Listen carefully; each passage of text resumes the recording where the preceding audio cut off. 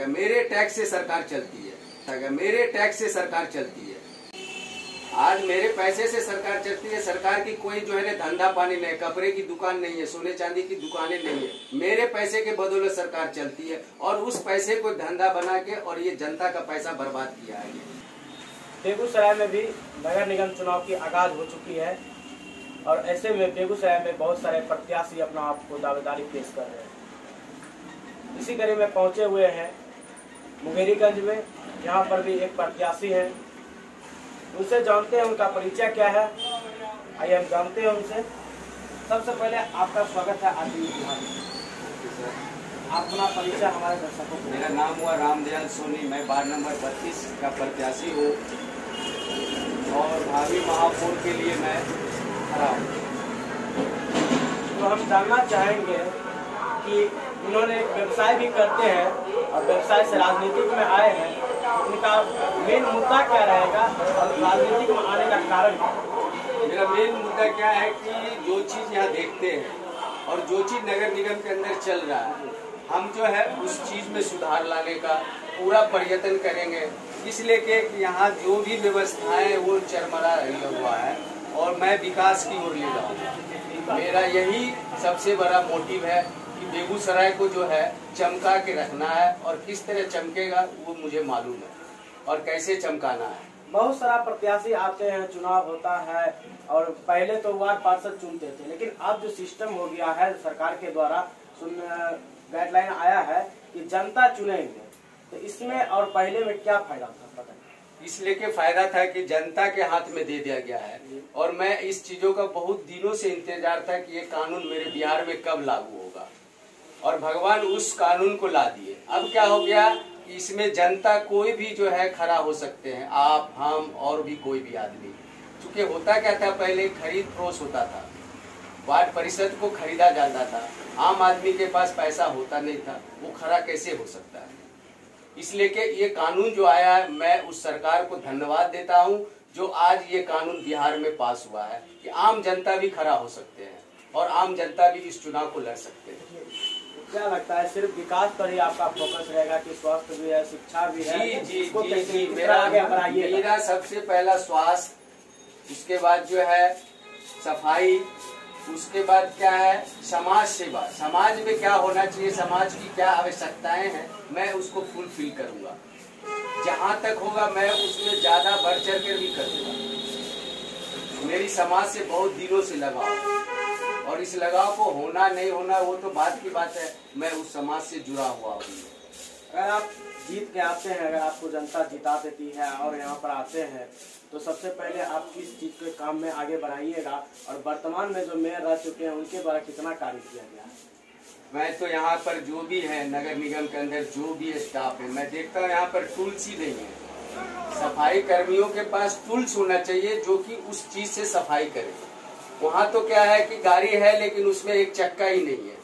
अब वो लेबर बेचारा क्या करे, वो तो खुद खरीद के लगा नहीं सकता। ये काम है नगर निगम वालों का कि नगर निगम गाड़ी दे उसको, गाड़ी सही सलामत हो, उसके जो भी इंस्ट्रूमेंट होते हैं वो परफेक्ट होना चाहिए। लेकिन यहाँ परफेक्ट है कहाँ, हम उस बेचारे को दोष देते हैं। और महीना जो मिलना चाहिए, उनकी जो तनख्वाह होती है वो 4 महीना 5 महीना 6 महीना चलते, वो गरीब आदमी कहाँ से पैसा लाएगा, कहाँ से बाल बच्चों को खिलाएगा, कहाँ से उसकी इलाज करवाएगा, वो तो परेशान रहता है ना।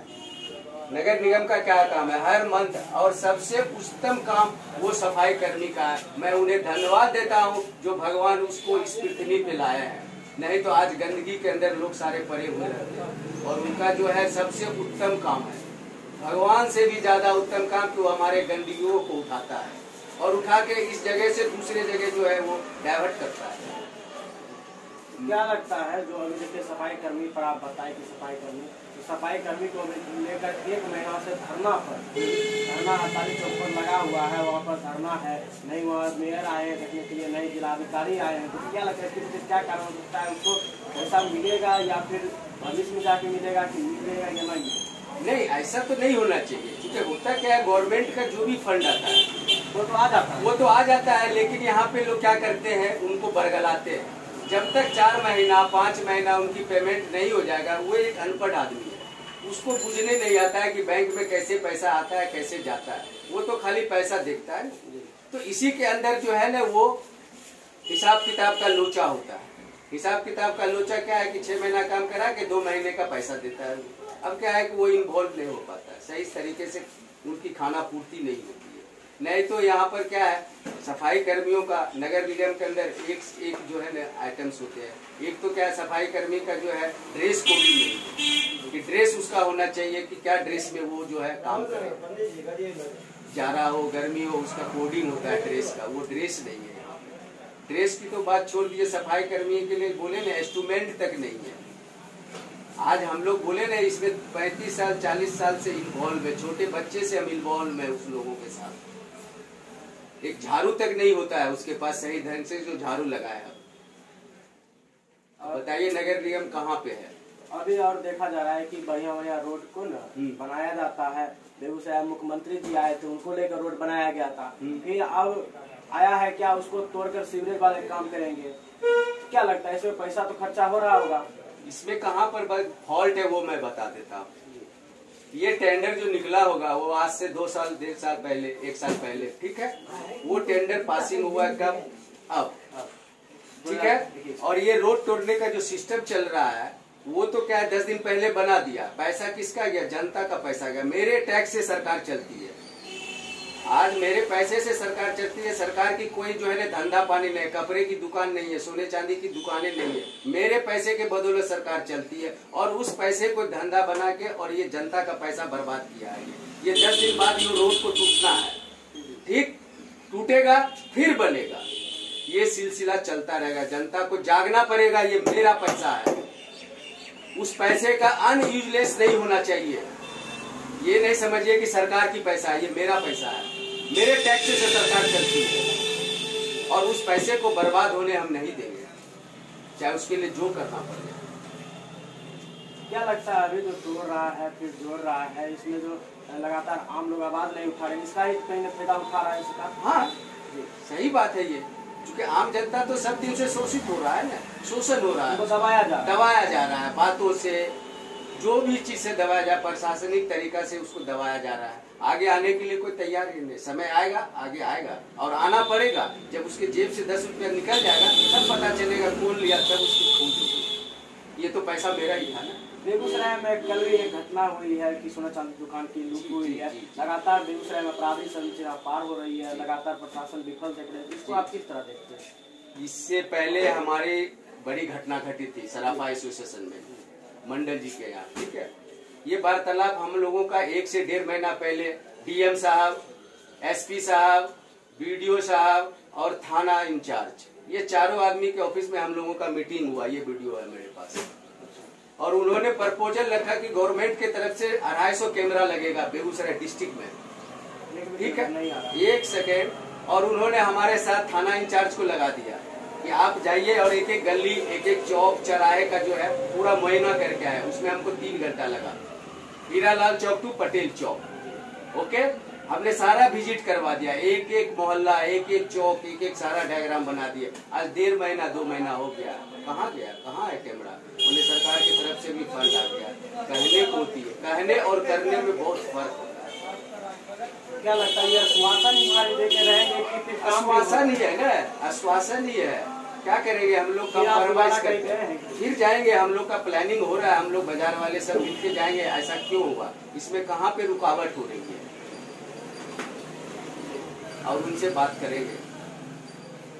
लास्ट सवाल आपसे रहेगा कि जितने भी दर्शक देख रहे हैं आपको हमारे चैनल के माध्यम से, और बेगूसराय जनता की क्या अपील रखना चाहिएगा, एक बार अपना बताओ। मैं जनता से यही कहूँगा कि अपना जो है बहुमूल्य वोट सोच समझ कर डालें, क्योंकि समय बदल गया है और आपको भी बदलना पड़ेगा।